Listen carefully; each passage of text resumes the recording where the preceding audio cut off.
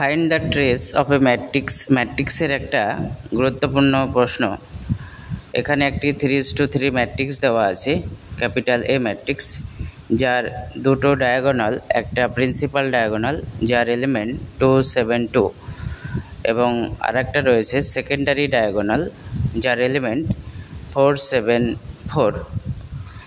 এই ম্যাট্রিক্সটার ট্রেস বের করতে দিয়েছে। ট্রেস বের করতে হলে কি করতে হবে?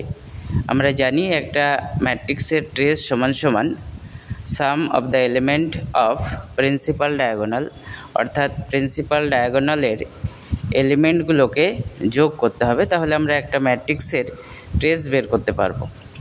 Trace equal to some of elements of main diagonal, অর্থাৎ প্রিন্সিপাল ডায়াগোনালের এলিমেন্টগুলোকে যোগ করতে হবে, অর্থাৎ 2 + 7 + 2 সমান সমান 11।